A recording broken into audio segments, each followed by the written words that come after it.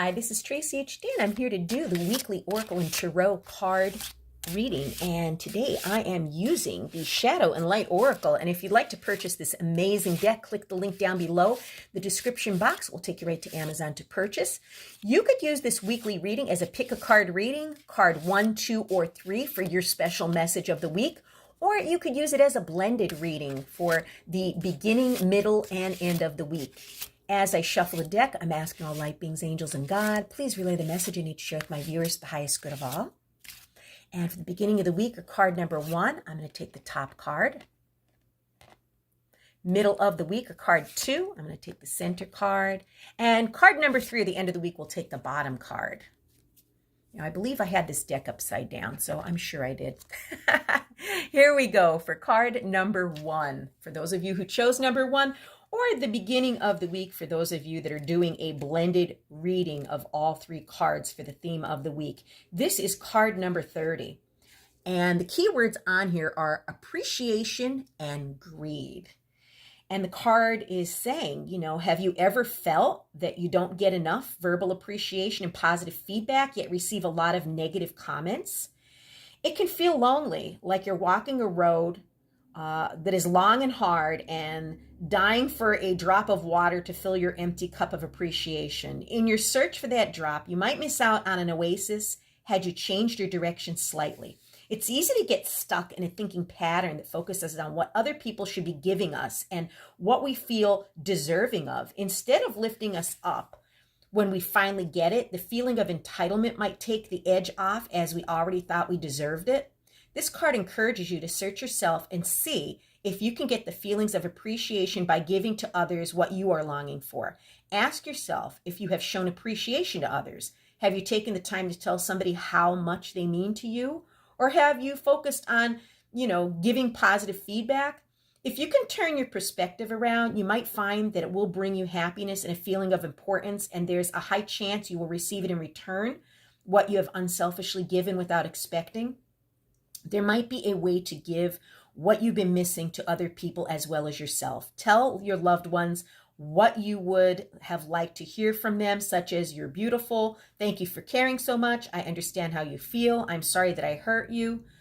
Thank you for always trying to understand me. You're always there for me. I really appreciate that you have, the biggest heart." Make sure you tell yourself the same things you've been wanting to hear. Instead of waiting to receive it or looking for other people to affirm you, give generously to yourself. Instead of focusing on what you want, what you deserve, and what you should be given, focus on what you have to offer. So what an interesting start to the week. And then, oops, let me put this candle behind here. There we go. Okay, and then card 2, your message would be, or if you are doing the blended reading, this is the middle of the week. And we had this card before. This card is a repeat card because I remember those dark piercing eyes of this person. They are so intense. And this is card 22, sadness and anger. And the card is saying sadness and crying are often seen as portrayed as weakness, whereas anger is often portrayed as powerful and strong. No wonder it's much easier to express anger instead of sadness, but the expression of anger is often just a shield to the underlying emotion of hurt. Emotions that are seen as less valid, weak, and even silly. Anger is often used as a protective wall between you and other people, a shield to avoid showing your underlying vulnerability. If you ever see someone becoming angry about something, you can imagine there's a waterfall of tears hiding behind that expression. This card encourages you to look behind the anger, both in yourself and in others. When someone is getting angry and you can manage to change perspective and view it as sadness, you might feel that it becomes easier to help that person or resolve what they're actually angry about. It can help you perhaps feel less defensive and help to resolve rather than escalate the situation at hand. On the other hand, when you catch yourself harboring feelings of anger and expressing those feelings, take a moment to stop and reflect and ask yourself whether you are really angry or is it something else that has made you feel hurt. Could you possibly address those feelings instead? As anger and sadness are both powerful emotions, you can be sure that whenever these feelings arise, there is something in the situation that deserves attention, as it is highly likely something that the person cares deeply about. Use this as a guide to find purpose and motivation, both for yourself and others. And then card number 3, or the end of the week, is number 4, reflection and overthinking. Oh, wow. This is a mental week for us. Between the sadness and anger, of what's going on in our mind, and now the reflection and overthinking. I like the way these two cards are blending in rather nicely. And this card is telling us that overthinking is extremely common and something most of us do. Things such as asking yourself, what is it? What if repeatedly, picturing worst case scenarios or exaggerating the severity of an issue, constantly looking in the mirror and analyzing things about ourselves that aren't necessarily true. I always say that all it takes is one negative thought in your mind. And if you don't catch that and stop yourself before it happens, it's going to snowball into a full-blown thought attack. So it's worth it to take a step back and start to think about the things you're telling yourself. What you see might not be what others see.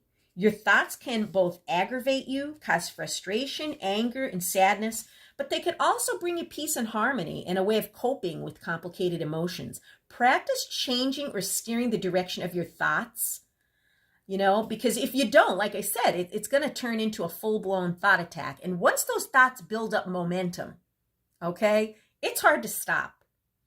And I'm not judging anyone, no judgment here at all. I'm a victim of this all the time. And it seems like our mind tends to gravitate towards the negative things instead of the positive things. And it takes a lot of practice to break out of that habit.